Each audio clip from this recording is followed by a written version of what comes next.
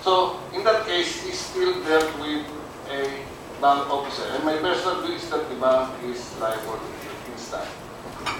Another case now is whether the bank should pay when the money is given to an agent who is not an employee of the bank. That is a different issue because it's different from the examples I cited. In the examples I cited, the depositor dealt with officers of the bank. But in this case, they did not deal with officers of the bank, and so the bank may have basis in disowning. I think this is an issue for PDIC to resolve. I'll just say my comment. Anyway, I appreciate. I will not pursue any further. Gusto ko lang, Mr. Chairman, balance lang natin. Dahil kasi baka naman yung mga depositors na yun, talagang ibigay nila yung pera nila, talaga naman natanggap ng bangko, except lang na kung nga may kalokohan dyan sa bangkong yan, the deposits were not properly perhaps entered into in the books of the bank or absconded by some people there. Kaya gusto ko lang, Mr. Chairman, is kung makita naman natin legitimate yung deposit kahit na incomplete yung mga papeles as far as the banks are concerned, we try to be able to do something para sa ganon, maprotektahan din naman natin. Precisely, sabi ko nga, Mr. Chairman, kaya pumutok ito dahil nagreklamo nga yung mga depositors. So, yung mga legitimate depositors, ang impression ko kasi when we said there were fraudulent deposits, the depositor is nowhere to be found. Merong pangalan, but the address, it's indicated when you go to that particular address, nobody knows him. He is not known in that barangay. That's the impression that we got based on the initial reports that were given to us, either by BSP or I don't know if it was PDIC. So okay lang yun. And I agree with Congressman Golez, yung mga ganon, talagang baka naman si Mr. Celso de Los Angeles pa mismo ang magsabi, bayaran na ninyo itong account na ito.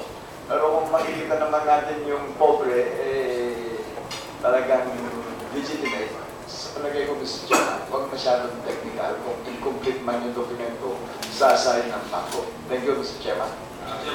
Thank you. I just have to make a follow-up question. President Dugranes, have you come across a case where the claimants, the deposit claimants, have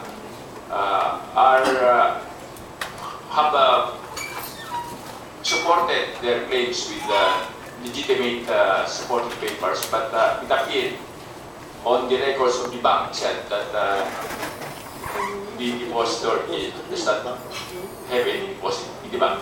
Is there such a case where you believe that the depositor has the passbook, yes, the certificate of bank deposit, but his name does not appear on the records of the bank? And for instance, like when the certificate of time deposit is signed by the president or the manager and the treasurer, but the records of the bank does not indicate that he was a depositor. Yes, Your Honor. There are already certain accounts that we have come across. That's why we have placed them under doubtful incomplete documents, because we have undergone what we call a diligent search for these documents. That's why tinatanong po namin yung mga officers and employees of legacy. In fact, we have written them demand letters already.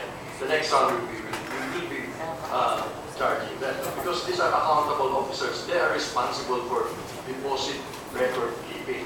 So, but we are constrained by our charter, Your Honor, as you know, that we have to establish two things. Number one, that funds were actually received by the bank, and number two, that the account name appears in the records of the bank. Now, we're also doing a diligent search on secondary documents. We're looking at subsidiary ledger and general ledger. We share we sympathize also with the depositors, and we share the concern of Congressman Padilla. That's why it's really a big challenge for PDIC to be able to segregate what are valid, legitimate deposits against those that have been referred to by Congressman Golez as fraudulent. We've identified some already. These are deposits out of business loans. There are deposits out of pre-need plans. So this is a long and tedious process. In fact, we have asked the account holders to be a little more patient with us, because we have to really segregate. We also do not like to penalize legitimate and valid depositors. So we have a very strict process to be able to determine what is legitimate from those that are questionable. Mr. Chairman, there is such a term as anatomy of a crime. Now, based on the revelations of Mr. Morales, we are understanding now the anatomy of a legacy crime. And there are additional revelations, for example. Although I'd like to jump to that one where the deposit was solicited by someone who is not an officer of the bank. And I think the Council of the Central Bank made this very clear that this is a totally different animal because there's so many complications there. There's the principle of caveat emptor. You know, when someone deposits with an entity, that person buys a product from the bank. So the principle of caveat emptor also applies. When someone buys a product from a bank outside the bank premises, he may have violated the principle of buyer beware, caveat emptor. So that is his responsibility. And to me, that is not the responsibility of PDIC, because he may have been a willing victim who violated all kinds of the rules of prudence on the part of buying products. And I think in this particular case, Mr. Chairman, the PDIC should not be made responsible for buyers who did not follow the principle of caveat emptor. Now, the other one that I would like to be clarified on, this very interesting matter where there are fictitious loans converted into deposits.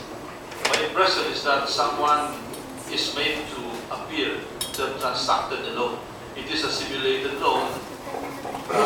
They sign a loan agreement and that would generate a deposit account. But in fact, there was no valid loan. So the bank somehow created money from this fraudulent simulated transaction. Have you identified many accounts of this nature, Mr. Morales? Well, sir, as I said,